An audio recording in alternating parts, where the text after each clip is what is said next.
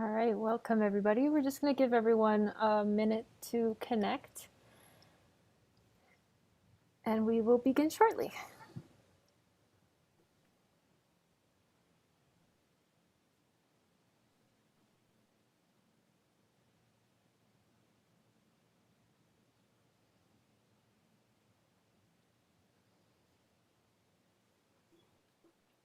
Okay.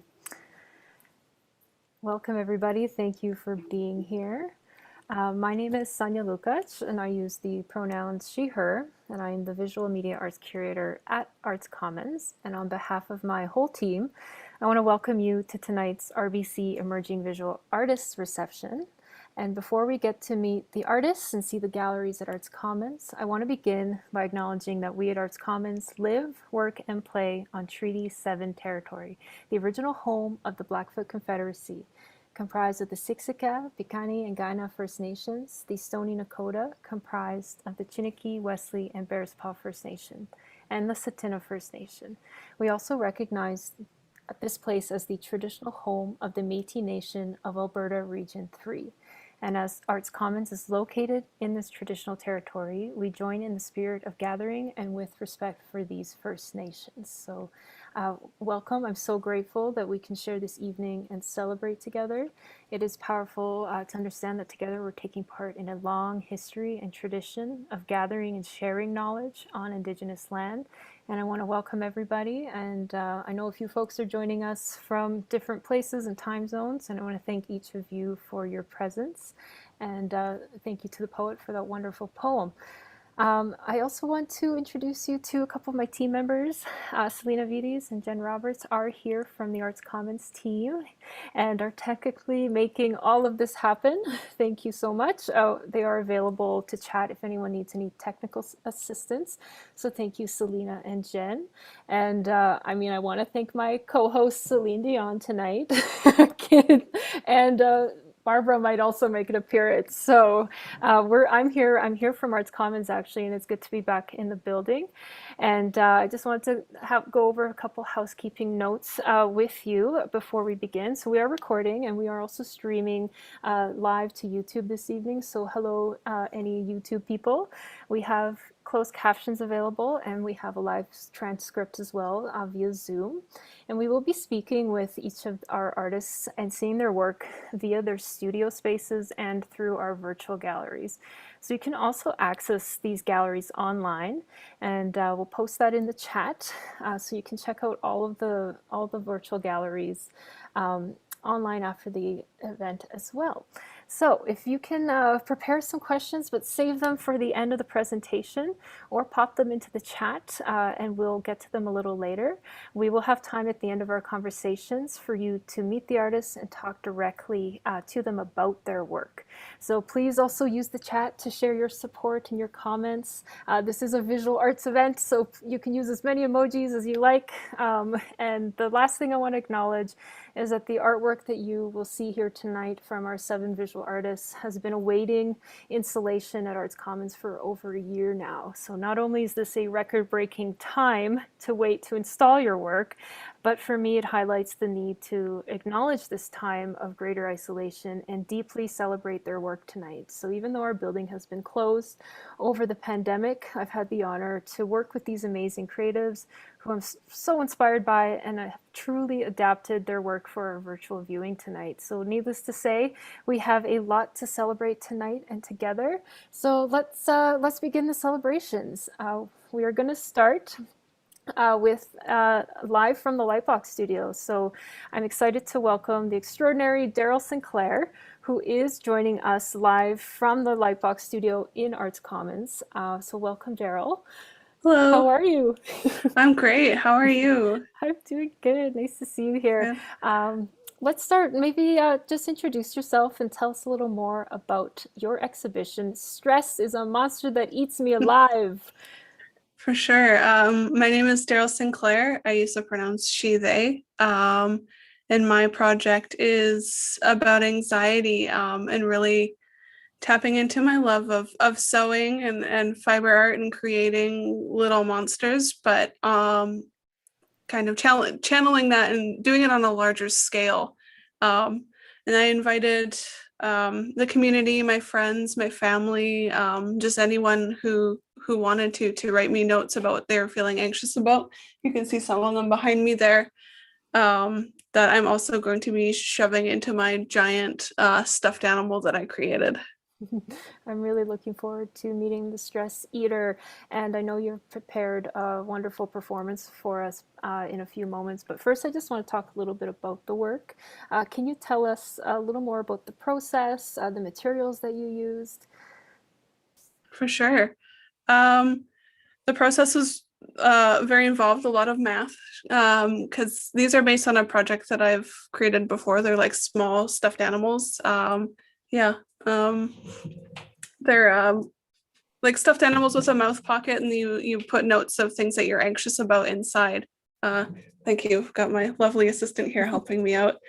So like this, they got like a little mouth pocket that you can put things inside. But I scaled it up very, very large, 10 times larger to be exact. So a lot of math in terms of getting this a lot bigger, figuring out what size of pocket would fit me inside, and then drafting that up very large. I had to use the space in all of my house. I couldn't fit it in my little studio office. I had to use my kitchen to be able to, or my dining room to be able to measure it out in tracing paper. And then I used fleece predominantly because it's soft. It's very like flexible, and it's super forgiving if you make any mistakes. So, and working with a project this large, that was something that was helpful, just to know that if I made any mistakes, it would still be okay. But yeah. Oh, and the eyes. I made my assistant made me the eyes for my project. Jordan Peters has been very helpful throughout this whole process. But yeah, just like anything that I could find that would be like big size. So the button eyes being wood. A lot of the threads, like you can see he's got like details on him. Any of those kinds of threads I did in yarn. I'm just trying to like think of ways to scale up something that was small to be really large. It's wonderful. And I know that the community engagement piece for you was a big component about this project. You Mm-hmm. mentioned that people sent in submissions, which then you would anonymously receive and write, and some of those are behind you. Do you mind sharing a couple of those with us and Yeah, for letting sure. us know what's stressing people out? Of course. I'm sure you guys can read some of the ones that are up there already. A lot of people worried about money, as you can see there. Yeah, a lot of people worried that their friends won't talk to them anymore after moving away or because of COVID. Um, People's like expectations, not meeting expectations. People not afraid that anyone likes them, or afraid that not anyone likes them. Um, Leaving dead end jobs. Sorry, I should be holding these up higher, I think. Yeah, Um, so there's a lot of things. A lot of people very self-deprecating, really good at screwing things up. I think we've all been there. We all feel that way sometimes. Um, and I just hope that this process was helpful for some of these people to be able to, I guess, externalize and get rid of some of that anxiety and put it somewhere else. And hopefully it's a little bit cathartic to watch it being eaten up by a monster. what else are you hoping to inspire through your work, and what do you want people to connect to most about this work and this project? For sure. I guess I think the main takeaway I want to be that, everybody feels anxious sometimes, and it's not a bad feeling. Like it's part of evolution of what keeps us alive. Like being I guess diligent and having those stressful moments, but that there's other people who feel that way too, and that there's places to be able to help out if it's affecting your life negatively, because that's when it becomes a problem, right? Is when it's impacting your life in such a way that you can't function day to day anymore. But just knowing that it's okay to have a mental illness. It's okay to look for help for your mental illness. It's okay to find coping mechanisms for those mental illnesses, and I think that's what I really want people to see from this.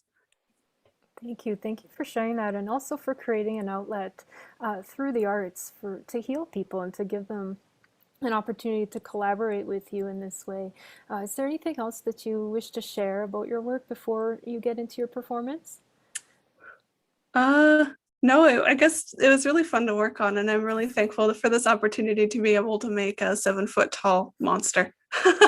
Well, I can't wait to share the stress eater with everybody else. I'll let you prepare and Sure. get ready. Hope you're hungry and have fun eating Hmm. stress. Thank you. Definitely.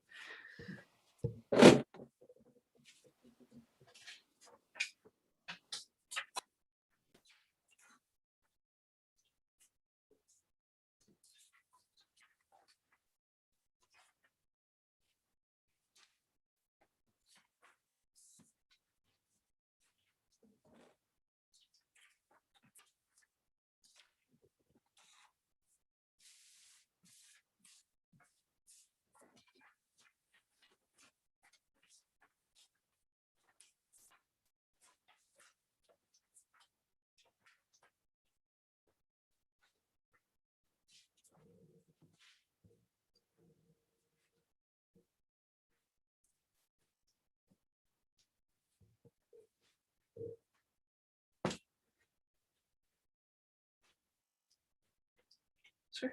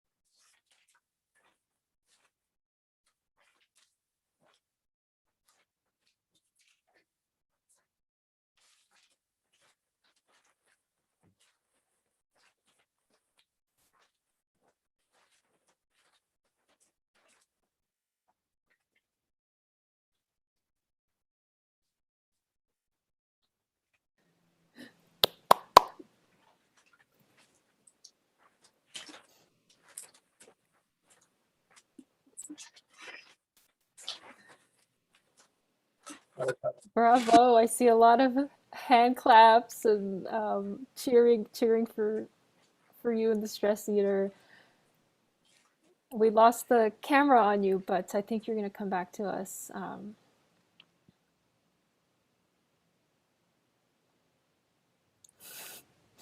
And just like that.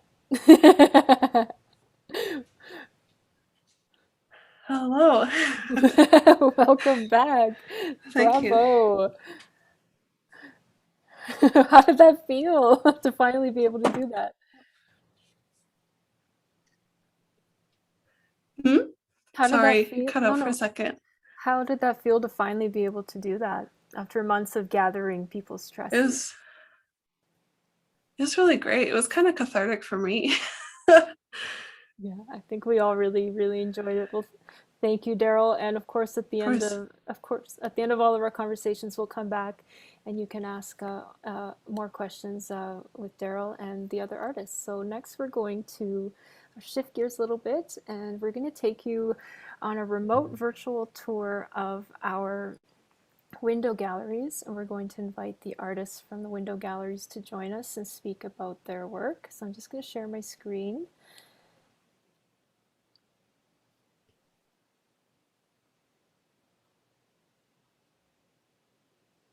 And just like that, you should be transported back into Arts Commons, back into our window gallery space.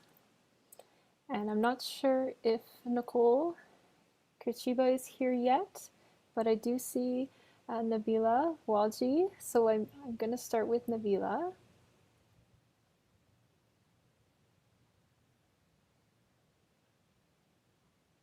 And bear with me as I give you virtual vertigo.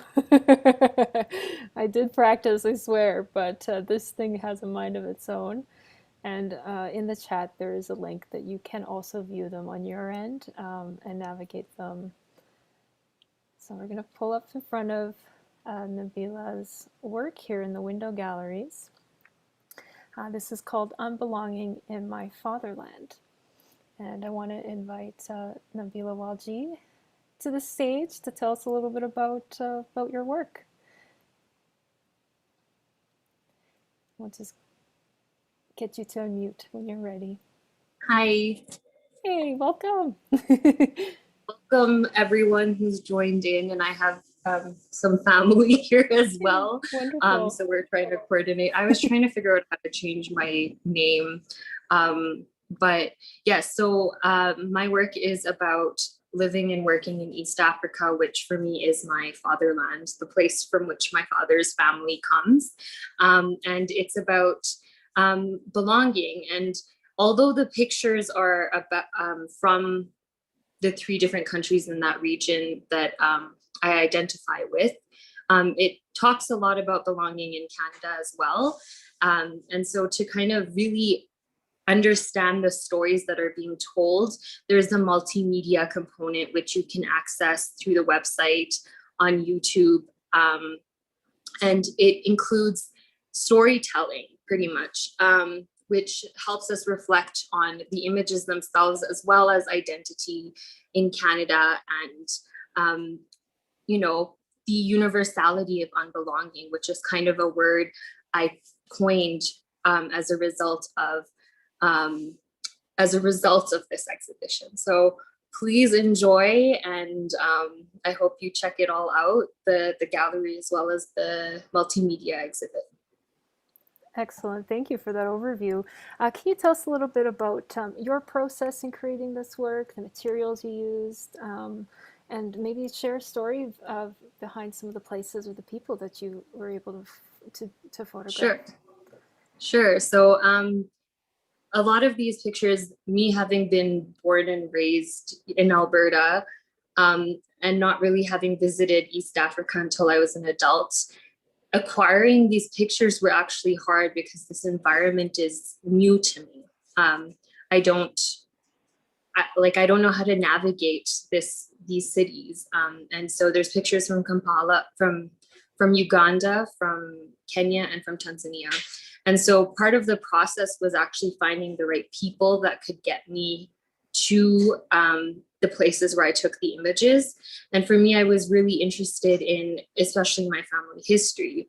So some of the pictures are pictures I took the first time I ever went with my family, and my dad showed us where he grew up, where his mom grew up, and so on. And so some of those pictures are from back then, but some of them are more recent from when I lived and worked in the region alone. And so I acquired them, or I made them based on the connections I created through friends, just pretty much cold call messaging sometimes people on Instagram. And they were places sometimes that are not well known for tourists to go to. They're a little bit like rough around the edges. If you're carrying a camera, they're more at risk of being stolen. So I had to find people who knew what they were doing and who had photographed these areas before. And so one of them is on a rooftop in the neighborhood my dad grew up in Dar es Salaam. And I met the girl who took me there the same day I took that picture.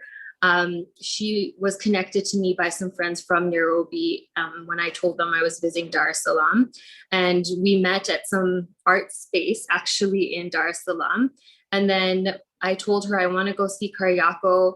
Can you like take me? And she took me to this rooftop. And through her, she also had brought two friends, and we became this crew of people who we went on some trips.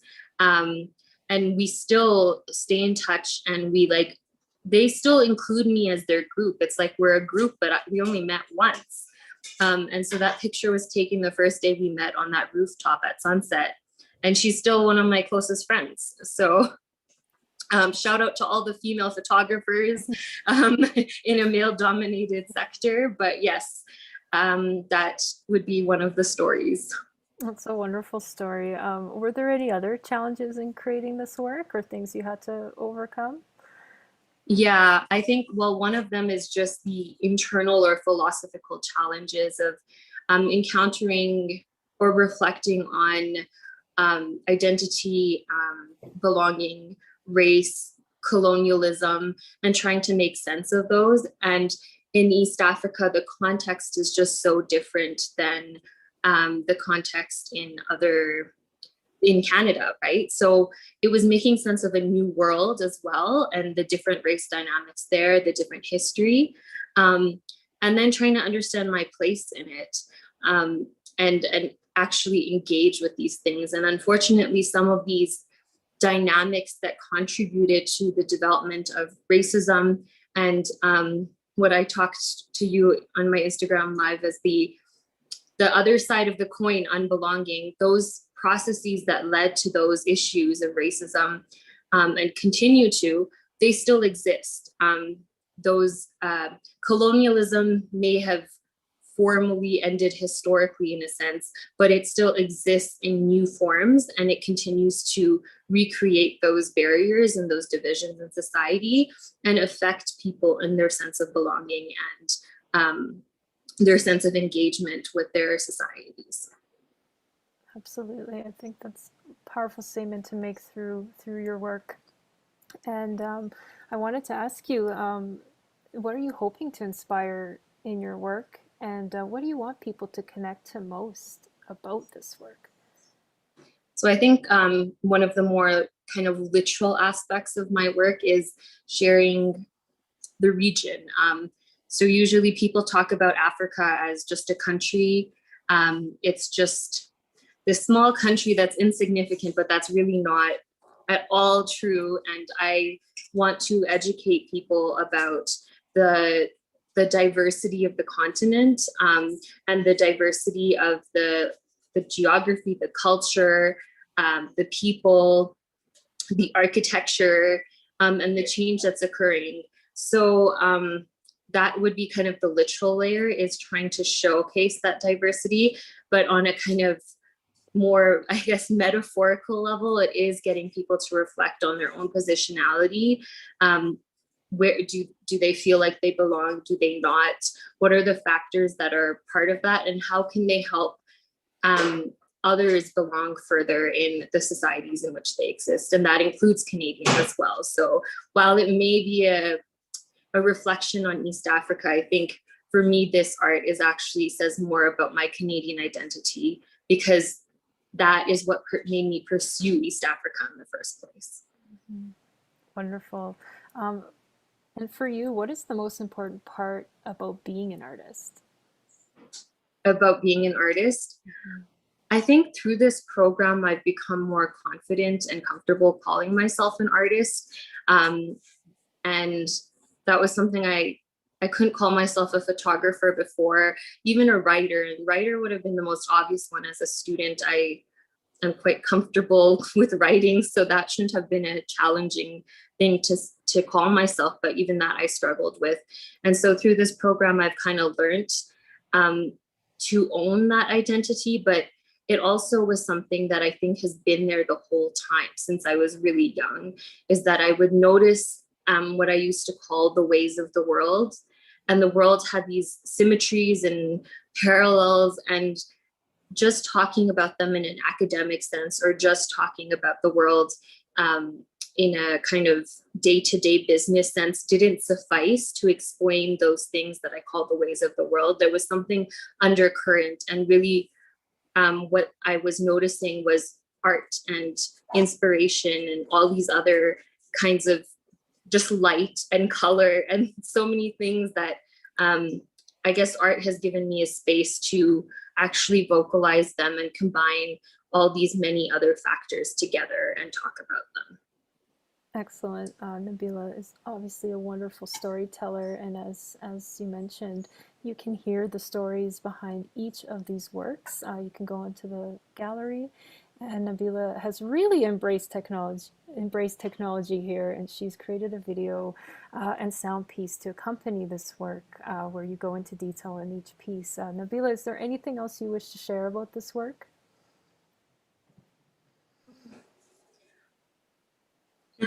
That's actually something I haven't thought about, but I think I would encourage people to watch it, whether you connect to East Africa or not. And for those who do connect to it, try to watch it with a kind of a level of critical eye, and try to help challenge your own perceptions about the place you might come from. And for those who don't, I think based on what I've already said, that implication is also there about trying to learn about the diversity of the continent, which is usually undermined in the mainstream media. And so I just hope to share my personal story. Mm-hmm. Thank you. Thank you so much for sharing that with us. And, thank you, Sonia, and thank you, everyone. Of course, we'll look forward to chatting with you a little later. Excellent. So the next artist that I've got, Christopher Savage, I'll ask you to join us next.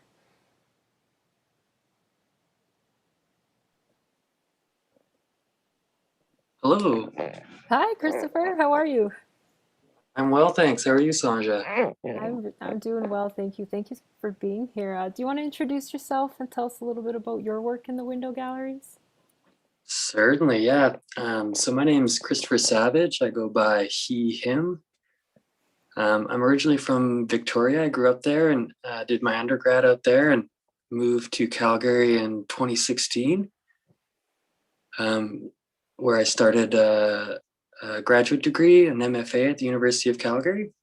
And shortly after that program started with the RBC program. I was very grateful to be a part of it for, I think, close to 2 years now, right? It's been a while. The pandemic cohort. Yeah, I feel like I really lucked out in that regard. Just getting to take advantage of the all the resources that were made available to us, and get the opportunity to meet two different groups of artists.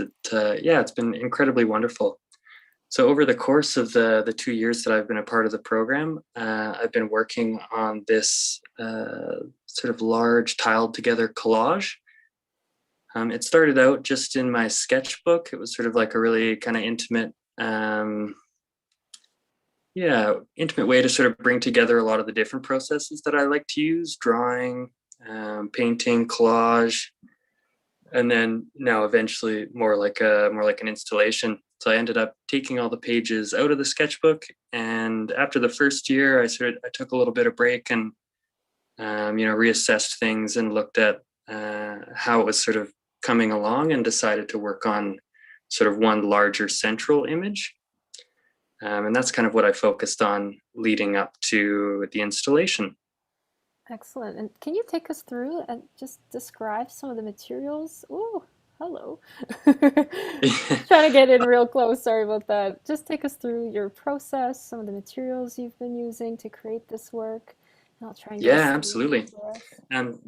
So it all started with Inkwash painting. So the background's all just done really loosely, no penciling or anything, just brush to paper with various washes of ink. And then I have like a little folder. I'm sure a lot of other artists have something similar or maybe the same thing as well. It's just a folder where I kind of collect random images or pieces of paper that I come across that I think are interesting or that I may use as reference later on. So some of the stuff I've been hauling around for kind of like close to 10 years now. Stuff I picked up in my undergrad, a lot of old like encyclopedia imagery, and then little post-it note drawings that I would do periodically. And for this, I also decided that I wanted to hand make a bunch of stickers. So all the like really small, brightly colored images are all little handmade stickers that I did for this. And I can tell you a little bit about that process. It's I'd not that love to exciting, know. but How do we make stickers? Tell us. yeah. So again, like in that image file, image folder, I came across a bunch of plain FedEx like shipping stickers. So normally you need to feed them into the printer and they'd print out like the address of where you want to send stuff to. But these ones were blank, and so I've been hanging on to them for several years and just using Sharpies. Would draw all over like a larger rectangular sheet, and then to prevent smudging or just to kind of keep them safe, just cover them entirely in packing tape. So they have kind of a weird sort of glossy look to them. They almost look like you could buy them in a store, but if you look really close, there's lots of little mistakes. Happy accidents is maybe the better term for it. But it's something that I did in my undergrad for like maybe 2 weeks, mostly just for myself and friends, making stickers for like the backs of phones and binders and that kind of thing. And it was really fun to kind of get back into it in a bit more of a focused way. I love that. Thanks for sharing your process with us. I want to talk a little bit about the title of this work is Where the Forest is Thickest and Portrait After 4 Seasons. Can you go into specifically how an artist from the 16th century inspired you? Yeah, absolutely. It's like the title is a really brief quote actually from a story. I think it's like a Grail Quest story. Again, like quite old. I can find that reference if anyone's interested. And so the whole work is sort of this very dense visual field, combining various symbols and sometimes figurative aspects as well. Sort of in a very open-ended narrative that is exploring the nature of the self through themes of transformation, both constructive and destructive. And in particular for this piece, the central portrait is based on a very famous portrait titled The 4 Seasons. And I'd been looking at it quite a bit recently, and spending so much time inside. Looking outside, it just seemed like a nice metaphor for trying to understand how time was passing around us in this challenging year, I guess is a nice way of putting it. Yeah. Excellent. I don't know if that answers the question, but. Oh, absolutely. It's your answer. And is there anything else that you're hoping that people connect to through this work, or anything you're supposed to inspire?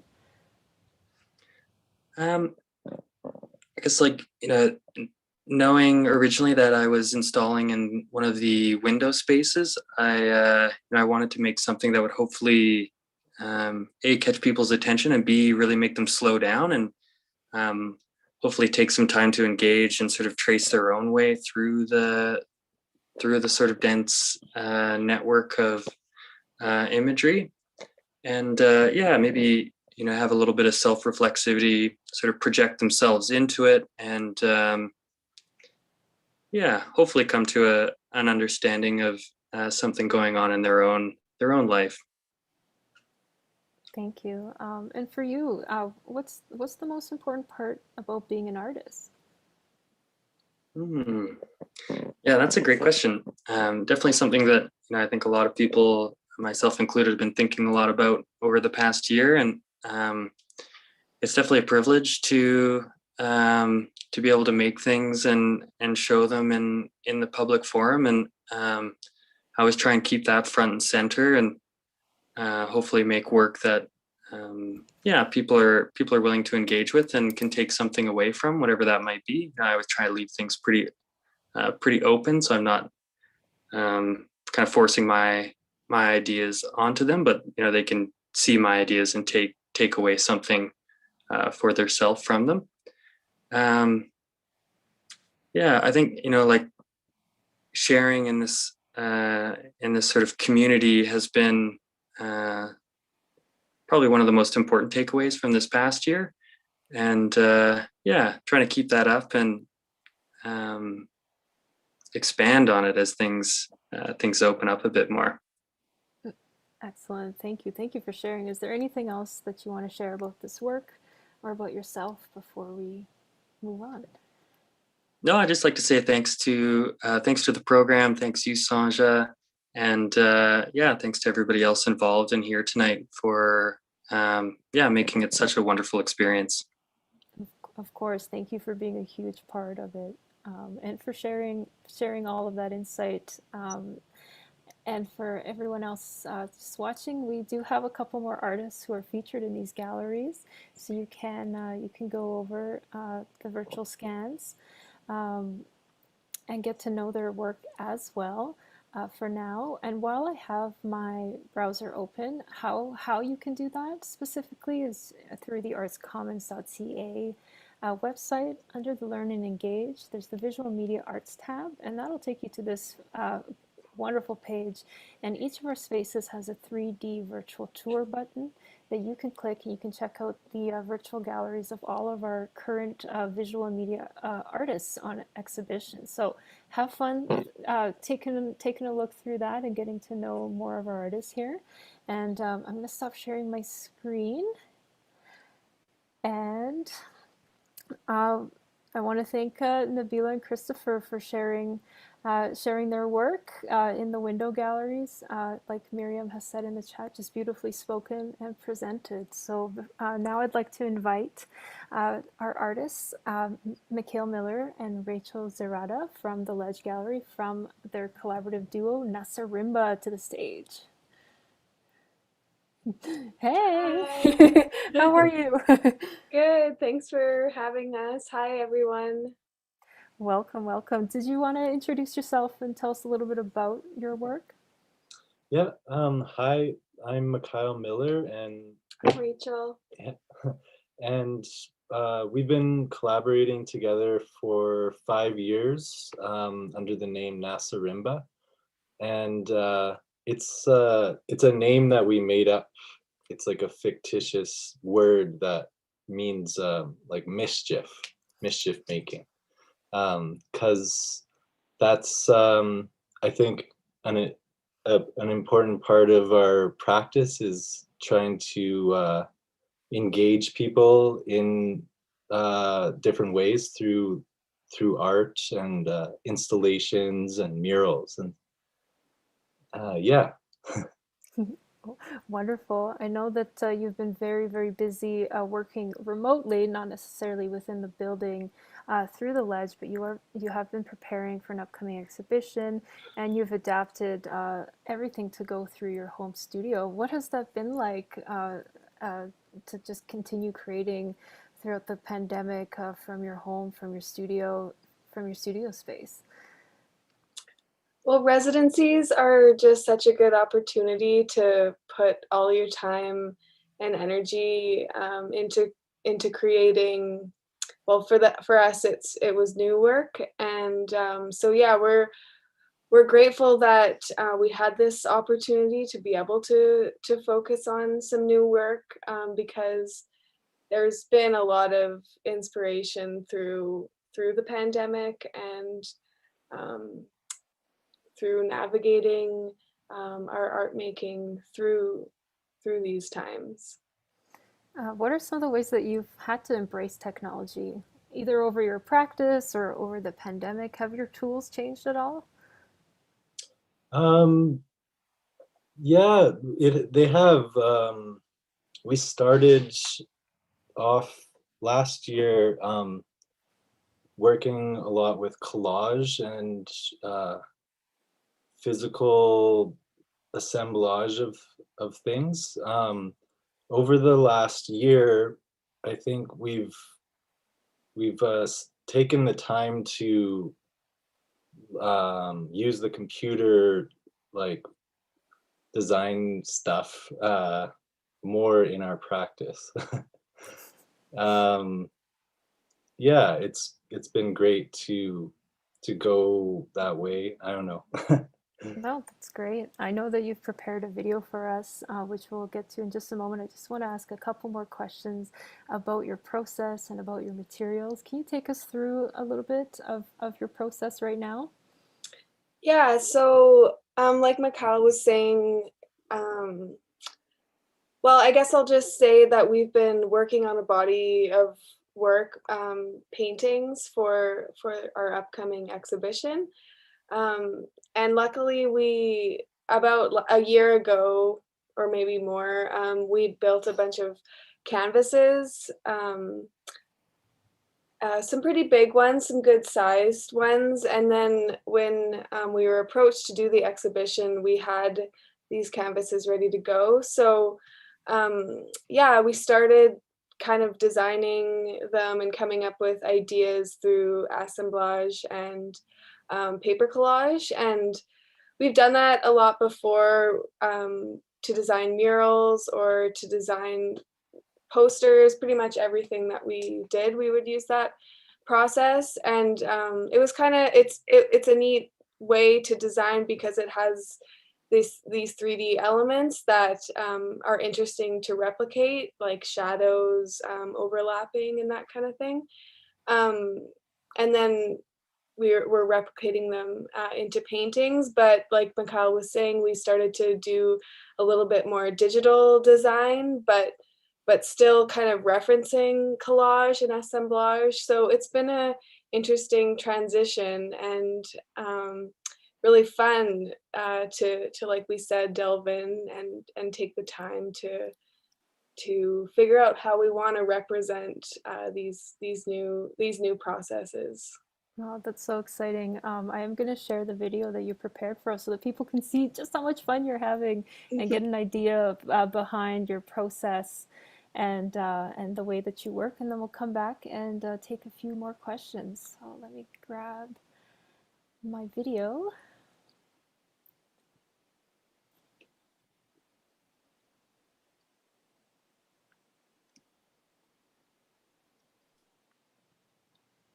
Okay.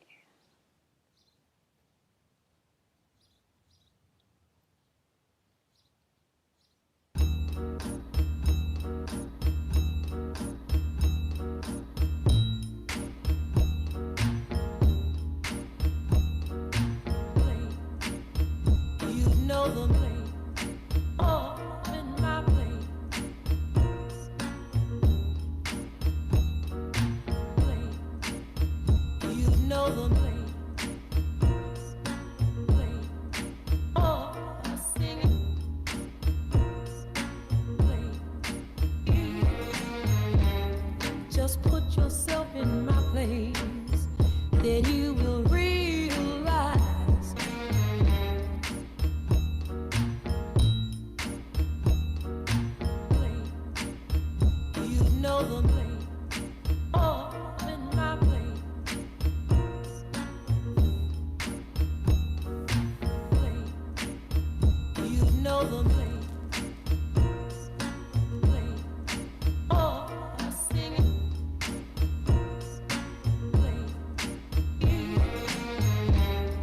Just put yourself in my place, then you will realize.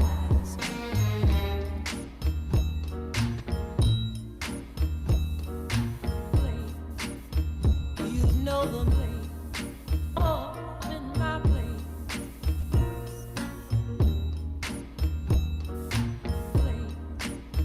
You know the place. Oh, sing it.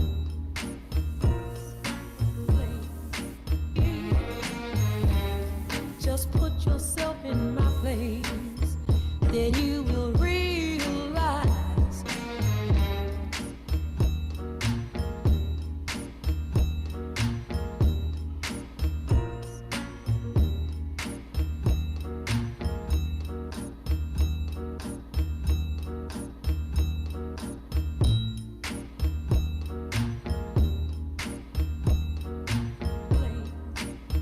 You know the place, oh, in my place.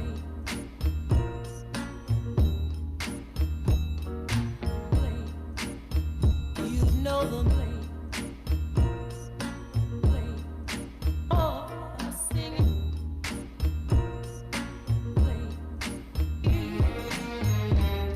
Just put yourself in my place, then you will realize.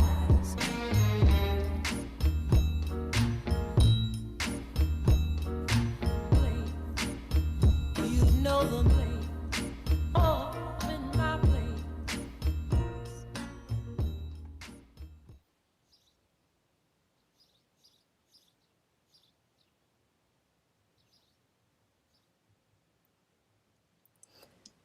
Wonderful. I love that video. I love being able to see the space that you're creating in. I love seeing the process. It's just so exciting and a really great way to celebrate your work. And I do want to talk about your upcoming exhibition at Vivian Art from July 9th to August 15th. Do you want to tell us a little bit about that? Sure, yeah. It's we were able to meet with Vivienne last year as part of the RBC program, and that was great to be introduced to some of the things she was talking about, commercial galleries and the way that whole world works. And a while later, we were pleasantly surprised by her getting a hold of us and having an for an invitational show in her gallery, and that was amazing news and really put a fire under our butts to make a whole bunch of work, and it really like our residency has been postponed several times over the last couple years, I guess, as everyone knows, so and has experienced. So it kind of everything kind of lined up. We were hoping to make some work like on site in the Arts Commons, but we were able to have this space it's actually at my dad's house. That he's the gardener there. And so yeah, we've just been really busy for the last 2 months, solid pretty much, working on a bunch of new stuff in a short amount of time. So it's been great. Yeah, we wanted to make that video kind of as a way to show like what we've been up to, and I don't know, we've been excited to be in that space. Lots of good studio days, and we just want to share our excitement and hopefully get people also excited to come check out the show. Some sneak peeks. Yes, thank you for that sneak peek. For those of you who don't know, Vivian Art is now located in Inglewood on 9th Avenue, right across the street from the Esker, and it's a wonderful space. I just can't wait to see your work in there and see this process. I wanted to ask if you had any advice for artists or emerging artists or artists who just want to collaborate like you have. Any insight on that? Anything they should know? Well, I think like the important part is like engaging in the in doing it, you know, it doesn't really matter if you're working on like something that's personal or like that will be public. I think just like going through the process and engaging with the process and having faith that something good will come from that is the most important part. To just kind of, you know, even if you're not feeling into it, maybe try to just schedule some creative time, and then the energy you put into that will reciprocate, I think. Yeah. Absolutely. And Um, collaborating can be amazing or it can be a train wreck. So I think it takes a bit of trial and error, and definitely like finding other people that you feel like you can jive with and be able to communicate with in a healthy manner. That's important too. mhm. Yeah, just being part of this program, as we all are, is really great. And yeah, just take part in things, and you will meet those people that you jive with. And we're all here for each other, to support each other in new artistic projects, endeavors. So yeah, congratulations everyone, for finishing off this amazing program. Yeah, it's been, like I said, the pandemic cohort, we've had 2 wonderful years together as a result, and it's been wonderful to grow together and learn together. You've been collaborating, you said, for 5 years plus now. What do you think the most important artwork that you've made together is? um I know there's so many, but if each of you could share even one that stands out. Well, one of my favorites was a recent project where we collaborated with another artist from Edmonton, Jill Stanton, and we had the opportunity to make a fairly large mural on the Uptown Bottle Depot on 10th Ave downtown. And it was just an amazing process from start to finish. You know, having artistic freedom over the mural was amazing.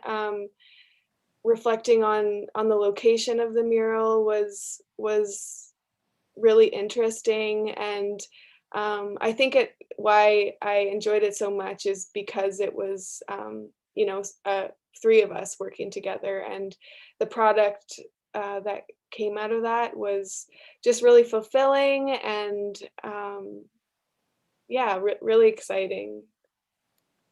yeah, I would jump in and agree. Like I think that project in particular, but a lot of the projects where are able to share something with the public in the public sphere, like Chris was saying, like it's a real privilege to be able to present and work in those spaces and present our art, and um, that's just like it's always amazing to interact with all these people that they're seeing the process, and they like some of the best critiques are coming from like someone that's maybe never been in an art gallery, but like they have like a really honest thing to say about it.